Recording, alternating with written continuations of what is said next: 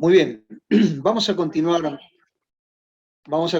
en esta noche con el estudio que estamos llevando a cabo en este año, que es el estudio del libro de los Hechos de los Apóstoles, recordando algunos conceptos que siempre viene bien refrescar, tener en cuenta.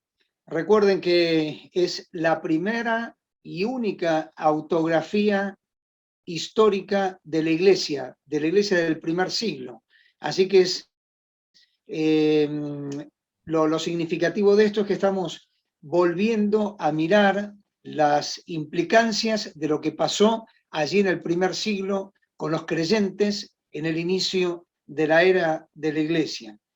Recordemos también que es un paso intermedio absolutamente necesario entre las epístolas y los evangelios, o los evangelios y las epístolas.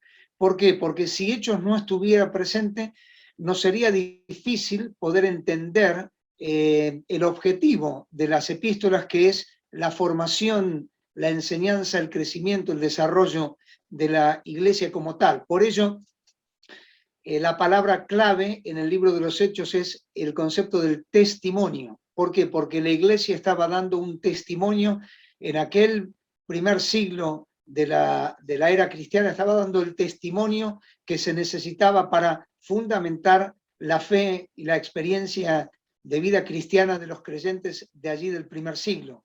Ustedes recuerden esas palabras del Señor en Hechos 1:8. Recibiréis poder y me seréis testigos. Y esa es la idea general del libro de los Hechos de los Apóstoles, que tiene, como decíamos, un valor histórico, porque nos trae al conocimiento de lo que pasaba allí en el primer siglo de la edad de la iglesia, del inicio de la iglesia. Tiene un valor biográfico también, porque nos cuenta, nos narra las vidas de personas que iniciaron el testimonio de la iglesia, los apóstoles y otros creyentes del primer siglo. Si no estuviera Hechos, no conoceríamos un montón de pormenores biográficos de creyentes, tal vez olvidados, si no fuera por el libro de los Hechos, olvidados, pero que fueron necesarios para el asentamiento y el crecimiento de la iglesia del primer siglo. Y también el valor doctrinal, porque aquí se dejan cimentadas, se dejan colocadas las bases fundamentales por las cuales la iglesia se sostiene hoy en día, la enseñanza de los apóstoles.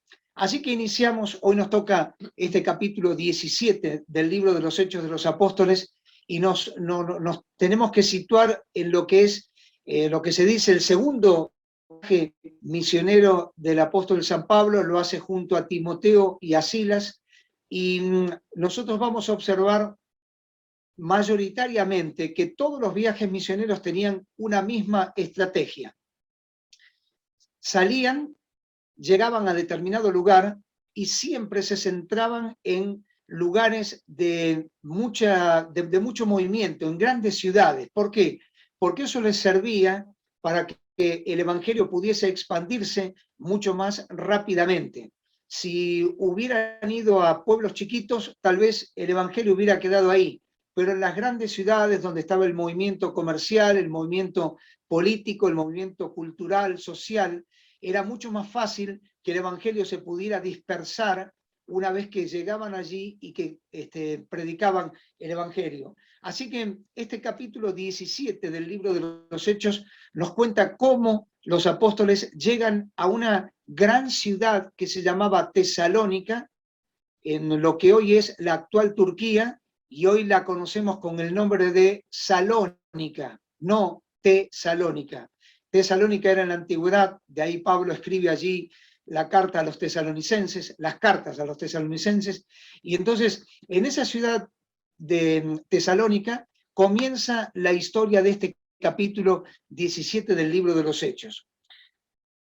Yo quiero ser muy, muy concreto y muy sincero con ustedes. Es imposible abarcar en 30, 35, 40 minutos toda la enseñanza del capítulo, pero sí podemos observar los conceptos más importantes y centrarnos en aquellos que son todavía mucho más significativos. Por eso yo quiero ver con ustedes tres cosas en esta noche. Primeramente, la actividad en Tesalónica, en la ciudad de Tesalónica, versículos 1 al 9. Segundo, la actividad en Berea, en la ciudad de Berea, versículos 10 al 14. Y tercero, la actividad en Atenas, la actividad de los apóstoles en Atenas, versículos 15 al 34. Así que la actividad en Tesalónica, la actividad en Berea y la actividad en Atenas. Eso es, a grandes rasgos, todo el contenido del capítulo 17 del libro de los Hechos. La actividad en Tesalónica. Allí llegan los apóstoles y se dirigen a esta gran ciudad, y es significativo lo que nos cuenta Hechos de los Apóstoles, capítulo 17, versículo 1. Pasando por Anfípolis y Apolonia, llegaron a Tesalónica, donde había una sinagoga de los judíos. Y Pablo, como acostumbraba, fue a ellos y por 3 días de reposo discutió con ellos, declarando y exponiendo por medio de las Escrituras que era necesario que el Cristo padeciese y resucitase de los muertos, y que Jesús, a quien yo os anuncio, decía él, es el Cristo. Y algunos de ellos creyeron y se juntaron con Pablo y con Silas, y de los griegos piadosos gran número, y mujeres nobles no pocas. Así que es interesante ver que Pablo llega y se dirige, como era su costumbre, que bueno, esos detalles, esas pinceladas, esos conceptos. Pablo era alguien que no abandonaba la congregación. Y cuando llega allí a Tesalónica, se dirige a la sinagoga y dice que por espacio de 3 semanas, es decir, 3 días de reposo, estuvo allí con ellos declarando las Escrituras. Esta palabra declarar es muy interesante porque en el original significa intentar abrirles la mente, es decir, abrir los ojos de la mente, descorrer el velo que ellos tenían. Y fíjense que el contenido central del mensaje de Pablo no es otra cosa que el mensaje del Evangelio. Primeramente dice que les declarando y exponiendo, versículo 3, por medio de las Escrituras. En segundo lugar, destaca el padecimiento de Cristo. ¿Por qué? Porque la base del Evangelio es mostrarle a los hombres cómo Jesucristo padeció yendo a la cruz para expiar el pecado de cada uno de nosotros. Tercero, Pablo insiste con un concepto que aquí va a figurar mucho en el capítulo 17 y que va a ser motivo de controversia, de conflicto, ahora lo vamos a ver, que era la resurrección de los muertos. ¿Por qué? Porque la base del cristianismo era que Jesucristo no solamente había padecido en una cruz, sino que además había levantado victorioso de entre los muertos. Y por último, las Escrituras, el padecimiento, la resurrección de Cristo. Por último, la esperanza que había en Cristo. Me gustó mucho este concepto, y que Jesús, versículo 3 al final, a quien yo os anuncio, decía él, es el Cristo. ¿Por qué? Porque era la esperanza, era lo que estaba esperando aquellos judíos a los cuales él les estaba intentando, mediante las Escrituras, abrirles el conocimiento, abrirles la mente y mostrarles la realidad espiritual. Entonces uno allí encuentra que Pablo, dice el versículo 2, fue con ellos por 3 días de reposo y discutió. En realidad, la palabra discutir la podemos nosotros interpretar como un intercambio de ideas. Pablo exponía los conceptos que estaban en la Escritura, guiado por el Espíritu Santo de Dios, y aquellos estaban allí, le exponían sus ideas al respecto. Entonces, en ese intercambio, en esa discusión, en ese diálogo, pudieron muchos de ellos llegar a conocer el Evangelio.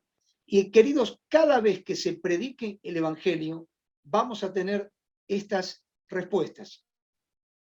Algunos van a aceptar y otros lo van a rechazar. Dice allí el texto que hemos leído, algunos creyeron. Y ese es el gran dilema humano, creerle o no creerle a Dios. Y así está dividida y separada la humanidad hasta el día de hoy, entre aquellos que creen en Dios y en lo que Dios dice, y aquellos que no creen en lo que Dios dice. Tal vez crean en Dios, pero no creen en lo que Dios dice. Entonces, de ese lugar en el cual Pablo está allí en Tesalónica, allí se produce un conflicto porque dice la Escritura que los judíos, preocupados por este alboroto que estaba produciendo Pablo con la resurrección de los muertos, van a buscarle a la casa de un tal Jasón, donde se supone que allí estaría Pablo, versículos 5 en adelante, y entonces allí dice que fueron a buscarle para llevarle delante de las autoridades, y allí no está Pablo. Se ve que los creyentes que estaban con Pablo ya estaban intuían que algo podía estar pasando, y entonces lo escondieron a Pablo, lo sacaron de allí, porque estos judíos habían ido con la idea de llevarle preso bajo el pretexto de que estaba transformando al mundo, trastornando al mundo, perdón, no transformando era la idea de Pablo. Para los judíos estaba trastornando al mundo porque estaba dando un mensaje distinto al que ellos estaban queriendo pretender esgrimir, que era que había otro rey. Dice, está en contra del César, proclamando que hay otro rey.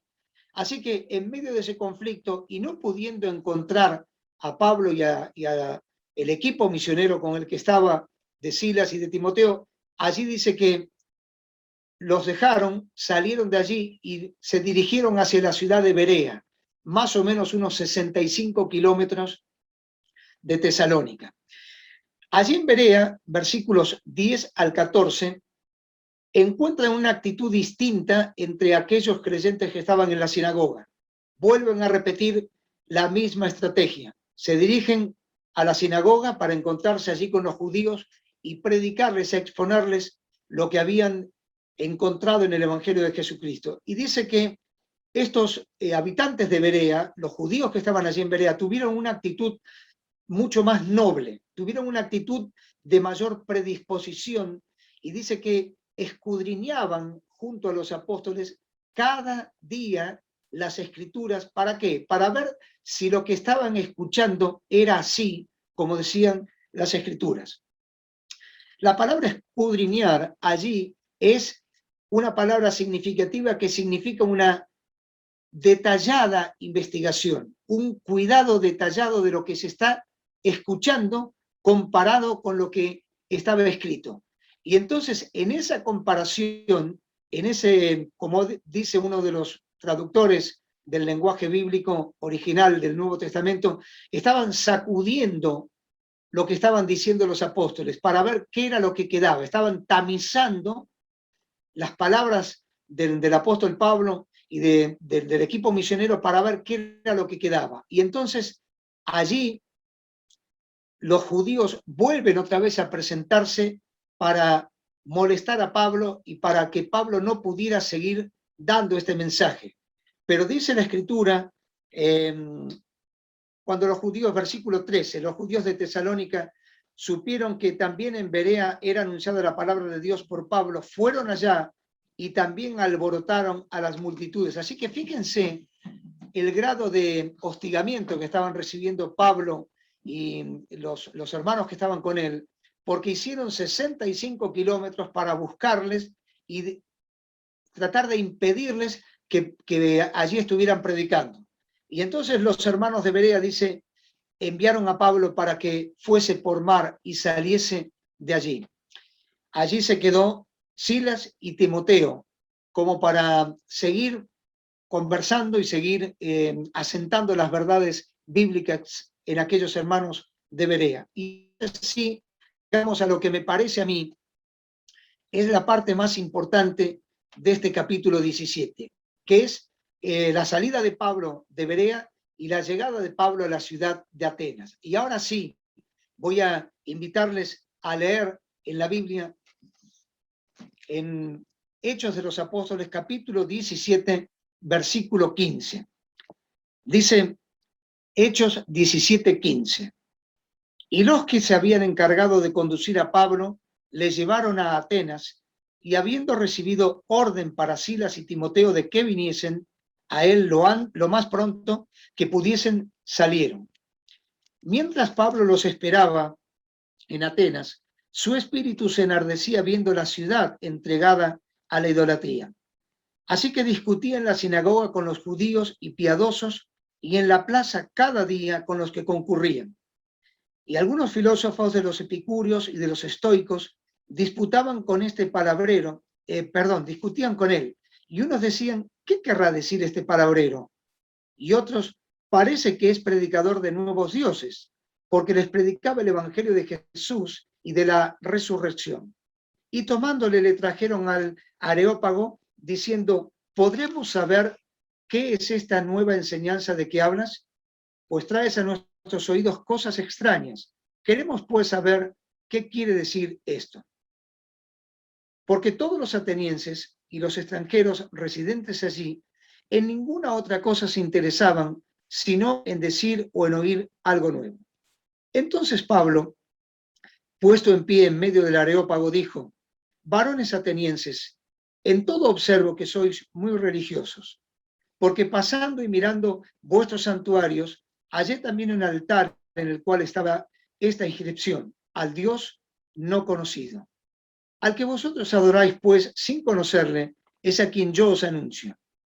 El Dios que hizo el mundo y todas las cosas que en él hay, siendo Señor del cielo y de la tierra, no habita en templos hechos por manos humanas, ni es honrado por manos de hombres, como si necesitase de algo, pues él es quien da a todos vida y aliento y todas las cosas.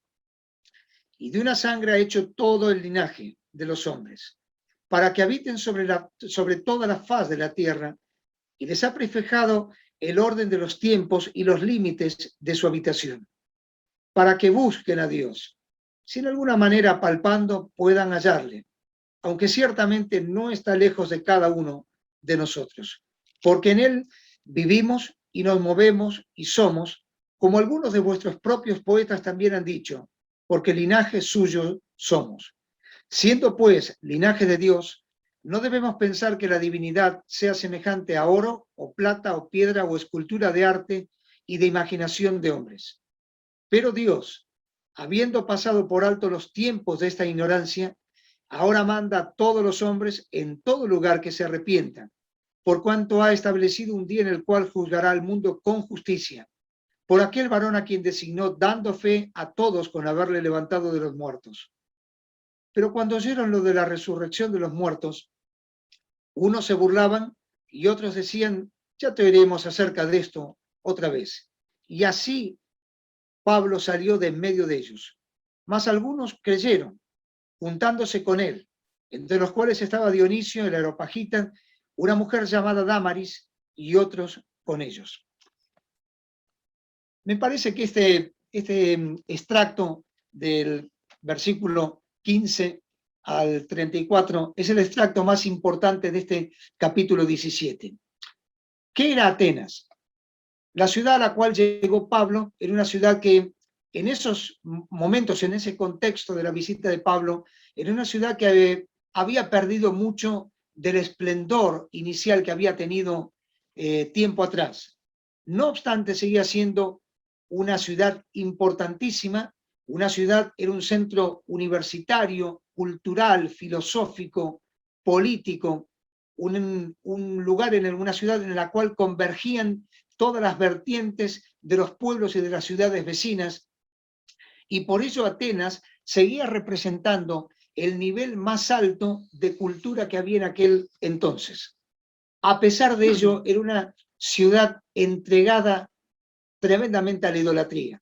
Por eso dice la Escritura que apenas llegó Pablo y mientras esperaba la llegada de Timoteo y de Silas, su espíritu se enardecía al estar allí conviviendo con las personas, compartiendo con las personas lo cotidiano, las conversaciones de todos los días, porque la ciudad estaba entregada a la idolatría. Y la palabra que describe ese enardecimiento de Pablo, ese enojo de Pablo, es una palabra que describe como una irritación interior. El espíritu de Pablo estaba sacudido adentro de él y estaba siendo desafiado a salir y a dar estos mensajes. ¿Para qué? Para que la gente pudiera salir de esa gran idolatría en la cual estaban encerrados. Cuando la Biblia está mencionando que era una ciudad entregada a la idolatría, está usando una palabra que significa literalmente un lugar inundado por ídolos. Es decir, uno podía, como se suele a veces expresar, dar 2 pasos y encontrarse con 3 ídolos. Es decir, había ídolos por todas partes. Algunos describen más de 100 y tantos de ídolos, otros historiadores hablan de más de 200 divinidades que estaban allí diseminadas por toda la ciudad, en la que Pablo estaba tratando de llamarles a la reflexión acerca del Dios vivo y verdadero. Tenían muchos ídolos, mucha idolatría, pero Dios estaba fuera de la vida. Y entonces la Escritura nos cuenta que allí aparecieron, cuando Pablo comenzó a conversar con ellos, 2 grupos de filósofos, 2 doctrinas, 2 pensamientos, 2 corrientes de aquel lugar, los epicúreos y los estoicos. Simplemente voy a decir que los epicúreos eran aquellos que proclamaban, predicaban que lo único que servía en la vida era el placer, era pasarla bien, era disfrutar de la vida. No había ningún otro tipo de sentido en la vida que no fuera este, pasarla bien, disfrutar de la vida y listo, punto. Y los estoicos eran aquellos que trabajaban mucho más el concepto de la moralidad, aquellos que estaban tratando de cultivar siempre un espíritu de dignidad, de progreso, de avance, y eran también aquellos que no consideraban que fuese tan importante oír acerca de Dios, del Dios que Pablo les estaba predicando. Ellos se sentían excelentes personas y no necesitaban el mensaje que Pablo les estaba dando. Así que esto es importante porque este espíritu de los epicúreos, vamos a disfrutar la vida, total es una sola, y este espíritu de los estoicos, la vida hay que vivirla con dignidad, con moralidad, con limpieza, y nosotros somos buenas personas, no necesitamos lo que nos vienes a decir ahora. Es el mismo espíritu que sigue estando hoy en día en millones, miles de millones de personas. Vamos a pasarla bien. La vida es una sola. O yo no necesito a Dios, yo soy una buena persona, soy una persona excelente, no necesito lo que la Biblia me está queriendo enseñar, mostrar. Y entonces allí se produce un conflicto. ¿Por qué? Porque Pablo vuelve a presentar el Evangelio, después vamos a mirar un par de conceptos sobre esto. Pablo vuelve a presentar el Evangelio y vuelve a predicar sobre la resurrección. Y entonces dice que estos 2 grupos lo toman y le dicen, queremos que vengas con nosotros. Queremos saber qué quiere decir este palabrero. Hoy me acordaba de Roberto, mi suegro, a quien muchos de ustedes han conocido, porque él solía tener una frase para describir a los palabreros, y él decía, seguramente alguno se acordará, charlatán de feria. Bueno, a Pablo lo están llamando ahora un charlatán de feria. ¿Qué es esta expresión palabrero, charlatán? En la antigüedad, sobre todo allí en Atenas, donde están usando esta palabra, era muy común que hubiera personas como las tenemos hoy en día, andando por la calle, buscando lo que otros tiraban, es decir, un buscador de oportunidades. Personas que andaban todo el día dando vueltas para ver qué estaba tirado en la calle o qué podían levantar para aprovechar y tratar de hacer algún negocio con ellos. Y entonces Pablo es presentado como un aprovechador. Vamos a ver qué nos quiere decir este charlatán. Porque está diciendo cosas extrañas, es decir, cosas que nos causan sorpresa porque es algo nuevo, no habíamos oído antes de esto, y entonces lo toman a Pablo y lo llevan al Areópago. El Areópago era una colina allí muy cercana a ese tremendo templo que era el Partenón, la colina de Ares, se llamaba, Ares era el dios de la guerra, y entonces allí lo llevan a Pablo porque allí se juntaba el tribunal de los sabios, de los pensadores, de los jueces, de los que administraban la justicia, los que conversaban las noticias del pueblo, y allí lo llevan a Pablo, ¿para qué? Para que hable de esto que para ellos eran cosas extrañas y querían saber de qué se trataba. Y yo quiero destacar 7 conceptos muy rápidamente de lo que es el Dios que Pablo les está presentando a los atenienses. 7 conceptos que deben estar siempre cada vez que nosotros prediquemos el Evangelio. El primero de estos conceptos es que Pablo le dice allí en el versículo 23, les presenta un Dios ignorado. Dice, pasando y mirando vuestros santuarios, hallé también un altar al Dios no conocido. Un Dios que, dice Pablo, no habita en templos o en cuestiones hechas por los hombres. Este Dios que es ignorado es el Dios que yo les quiero venir a presentar. Dios para muchas personas es un Dios ignorado y Pablo lo presenta como el Dios que la gente tiene que llegar a conocer, el Dios que necesita conocer. En segundo lugar, en el versículo 24, lo presenta como el Dios manifestado, como el soberano Señor del cielo y de la tierra, porque dice, versículo 24, el Dios que hizo el mundo y todas las cosas que en él hay. Es el Dios que se manifiesta a los seres humanos, el Dios que podemos, como lo expresaba Pablo en Romanos capítulo 1, versículos 18 en adelante, podemos constatar su presencia detrás de todo lo creado. ¿Por qué? Porque todo fue hecho por él. Tercer lugar, un Dios extraviado, porque dice el versículo 27, para que busquen a Dios si en alguna manera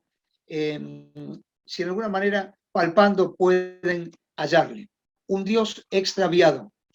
Es interesante, queridos, que no es Dios quien juega a las escondidas con los hombres.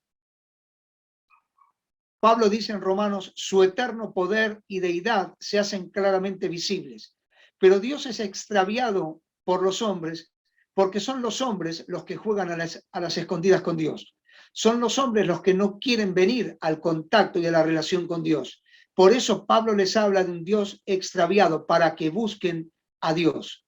Cuarto lugar, Pablo les está mostrando un Dios vivo, porque dice el versículo 28, en él vivimos y nos movemos y somos. Es decir, un Dios que ha producido la vida, que nos ha dado vida, que sigue extendiéndonos la vida y que ha hecho de todos nosotros un linaje, una raza, ha creado al ser humano de una manera única, particular, extraordinaria. Ese Dios, que es el Dios vivo, es el Dios que nos ha impartido a nosotros vida y es el que quiere seguir dándonos una clase de vida superior, no una vida solamente biológica, sino una vida de características espirituales, una vida completa y total. Quinto, versículo 30, un Dios paciente. Dios espera al pecador. Dice el versículo 30, Dios habiendo pasado por alto los tiempos de esta ignorancia. ¿Cuántos son estos tiempos? Y bueno, desde que el hombre pecó hasta el día de hoy. Qué grande que es la paciencia de Dios. Ese atributo extraordinario del ser de Dios que algún día deberíamos profundizar un poco más. La paciencia de Dios. Dios sigue siendo paciente y estamos estudiando en el libro del Apocalipsis que aún en los peores momentos que va a experimentar la raza humana y este mundo en el cual estamos, Dios aún allí sigue siendo paciente. Nunca nos olvidemos de que Dios es paciente, esperando que todos se arrepientan, que vuelvan a Él. En sexto lugar, un Dios demandante, porque dice este mismo versículo 30, ahora manda a todos los hombres que se arrepientan, en todo lugar que se arrepientan. Es que no hay otra forma, queridos, de acercarnos a Dios si no es por el arrepentimiento. La Biblia nos enseña que el arrepentimiento es la única condición para la cual por la cual el hombre y la mujer pueden recibir las bendiciones de Dios. Somos muy orgullosos, el ser humano, el pecado nos ha lastimado de tal manera, nos ha estropeado de tal manera que somos tremendamente orgullosos, suficientes pensando que no necesitamos a Dios, que podemos vivir sin Dios, que podemos andar por nuestros caminos separados totalmente de Dios, y Dios en su paciencia sigue invitándonos y sigue invitando a la raza humana ¿a qué? A que se arrepientan. En todo lugar, ahora, en el momento en que escuchan el mensaje, necesitamos ser humildes y entender que la humildad es una de las grandes condiciones que Dios pide para llenarnos de bendiciones. Por último, un Dios justo. Dice el versículo 31, por cuanto ha establecido un día en el cual juzgará al mundo con justicia. Un Dios justo. Así que un Dios ignorado, un Dios extraviado, un Dios vivo, un Dios manifestado, un Dios paciente, un Dios demandante, un Dios justo. Todas estas implicancias del mensaje de Pablo a aquellos creyentes. Ahora, hay algo que quiero destacar antes de dejar una conclusión final. El tema central por el cual estas personas, estos judíos, ridiculizaban a Pablo y hostigaban a Pablo era por la resurrección. Y fíjense, queridos, que ese sigue siendo el mismo efecto que produce el mensaje del Evangelio. Versículo 34. Algunos creyeron, otros decían, bueno, ya te escucharemos en algún momento. Algunos creían.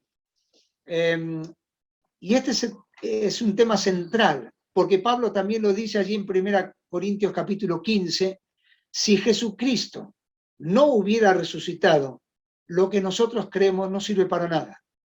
La base del Evangelio es el poder de Jesucristo, el poder de Dios para levantar a Jesucristo de entre los muertos. Y eso es lo que generaba conflicto. ¿Por qué? Porque para el ateniense, para el griego, sobre todo para el hebreo, un Dios que es el soberano, el justo, el juez, el creador de todas las cosas, no puede morir. Y sin embargo, este conflicto estaba en la mente de aquellos hombres. Ridiculizaban la palabra de Dios. ¿Por qué? Porque la palabra de Dios, el mensaje del Evangelio se centraba en la resurrección de Jesucristo, en el poder de Dios con el cual levantó a Jesucristo de entre los muertos. Una conclusión final, hermanos. Las realidades históricas pueden cambiar, pero las necesidades humanas siguen siendo las mismas. La necesidad espiritual del hombre y de la mujer y del hombre, no cambian. Siguen siendo las mismas. ¿Por qué? Porque el hombre y la mujer no han cambiado, porque el pecado sigue siendo el mismo. Por ello, el mensaje de Dios sigue siendo el mismo. Y por eso la respuesta del ser humano al mensaje de Dios va a ser que algunos creerán, otros se burlarán y otros dirán, no tengo tiempo para escuchar ahora.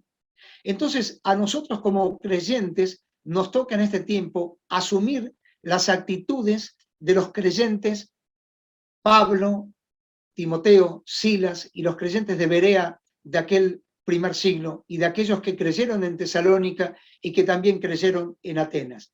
Primero, el mensaje tiene que ser el mismo. No podemos cambiar el mensaje del Evangelio.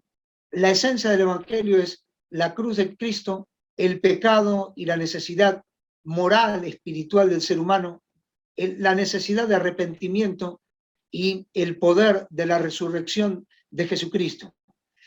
Hoy en día estamos escuchando iglesias donde el mensaje del Evangelio no es esto.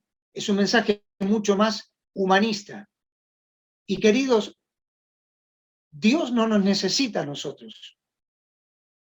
Nosotros necesitamos a Dios. Entonces el mensaje del Evangelio tiene que ser un mensaje cristocéntrico. La palabra de Dios tiene que ser abierta y lo que tenemos que decir más allá de toda la enseñanza del pasaje que podamos considerar es que Jesucristo es el Salvador. Los hombres están muertos en sus delitos y pecados, la humanidad muerta en sus delitos y pecados, que necesitan arrepentirse y necesitan ser restaurados a una nueva vida por el poder con el cual Dios resucitó a Jesucristo de entre los muertos. Segundo, tenemos que saber que la verdad del Evangelio va a seguir despertando las mismas respuestas. Algunos se burlaban, otros le decían, ya te escucharemos, algunos creían. Siempre que abramos la Biblia, siempre que pretendamos decir algo de Dios, Siempre que esbocemos algún concepto de característica espiritual para poder entablar una conversación con las personas, vamos a tener estas respuestas.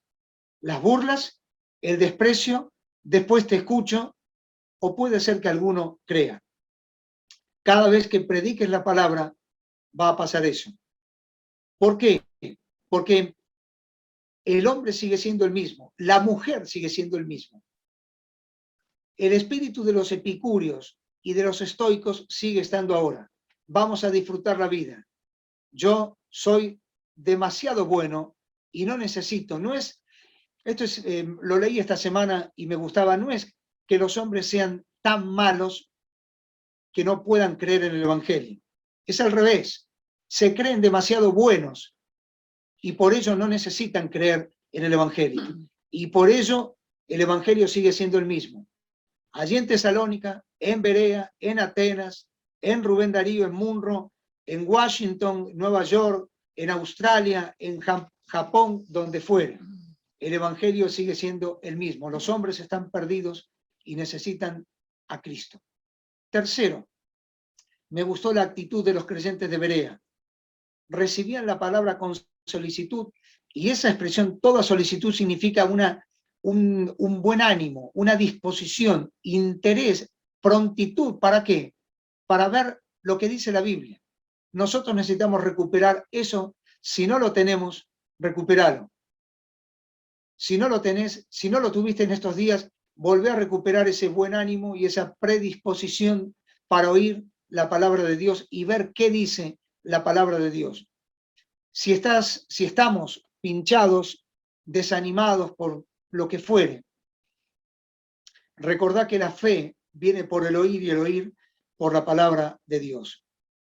Cuarto, tenemos que aprender, y con esto termino, que los resultados no son nuestros, queridos. Nosotros somos instrumentos, los resultados son de Dios. Me encanta lo que dice el versículo 33, cuando Pablo observó lo que pasaba allí en el contexto de Atenas, burlas, desprecios, algunos creyeron, dice, Pablo salió de en medio de ellos. Es como si Pablo dijera, bueno, ya está, cumplí el objetivo que tenía que cumplir. ¿Cuál era? Decirles que eran pecadores, que necesitaban arrepentirse y creer en el poder con el cual Dios resucitó a Jesucristo de entre los muertos. Y esto es importante porque a veces nos empecinamos en creer que somos nosotros los que insistiendo vamos a salvar a las almas. Nosotros somos elementos que Dios, instrumentos que Dios usa para la gloria suya en el momento en el cual estamos. Pero los resultados son de Dios. Las almas son de Dios. Los objetivos de la obra son de Dios. Nosotros solamente somos instrumentos, como fueron Pablo, Timoteo, Silas y otros creyentes que luego continuaron con el devenir de la historia de la iglesia, que seguiremos viendo, si Dios permite, en el libro de los Hechos de los Apóstoles. Así que la conclusión final en esta noche es: necesitamos vivir más el Evangelio y hablar menos. ¿Por qué? Porque cuando uno vive el Evangelio, la gente se da cuenta enseguida de que algo distinto hay. A veces nos empecinamos en hablar y necesitamos saber que es mucho más importante vivir que hablar. Hablar es muy fácil, queridos. Vivir es lo más difícil. Y el contexto de Hechos 17, Tesalónica, Berea, Atenas, nos invita no solamente a hablar como lo hicieron los apóstoles, sino a vivir el Evangelio de Cristo. Dios nos bendiga y permita que podamos aplicar a nuestro corazón, a nuestra necesidad, la palabra de Hechos, capítulo 17. Oramos y luego dejo a Damián para que cierre con una oración. Padre, gracias por tu palabra. Pedimos que la apliques en nuestra vida. Y en momentos donde hay tanta incertidumbre, donde hay tanta confusión, donde tantas almas quieren escuchar cosas nuevas como aquellos atenienses, te pedimos que nos ayudes a ser fieles a la palabra que hemos recibido a la palabra del Evangelio, de este Dios soberano, vivo, poderoso, Señor del cielo y de la tierra, juez, pero que sigue siendo un Dios ignorado y extraviado para la mayoría de las personas. Ayúdanos a vivir, como dice la canción, de acuerdo al Evangelio de Cristo. Y que ese sea el móvil que nos impulse a entender la pasión con la cual aquellos creyentes del primer siglo inundaron del Evangelio toda aquella región y ha llegado hasta nuestros días. Gracias por ello. Gracias por esta historia y ayúdanos a repetirla en nuestros días. Más allá de los resultados que son tuyos, a saber que lo único que se pide es vivir el Evangelio para poder hablarlo. Gracias, Padre, te damos. Y lo hacemos en el nombre del Señor Jesús. Amén. I keep fighting voices in my mind that say I'm not enough.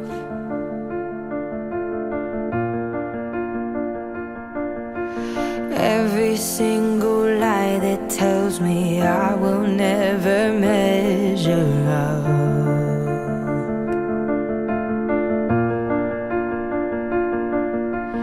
Am I more than just the sum of every high and every low?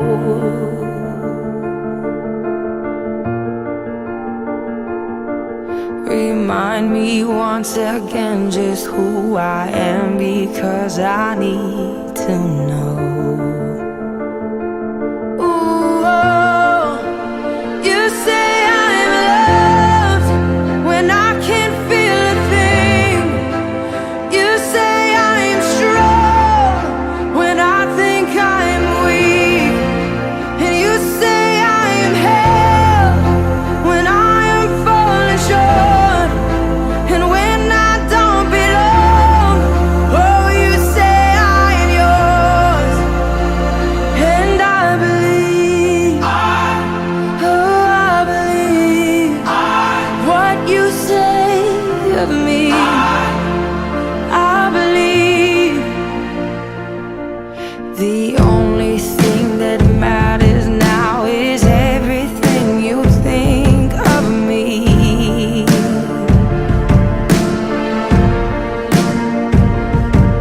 In you I find my worth, in you I find my identity. Ooh, oh, you say I'm loved when I can't feel a thing. You say I'm strong when I think I'm weak. And you say I am held when I am falling short. When I don't belong, oh, you say I am yours. And I believe, oh, I believe what you say of me. Oh, I believe.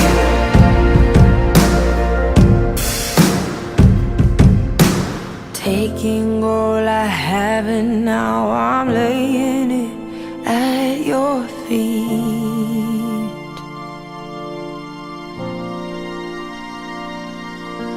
You'll have every failure, God. You'll have every victory.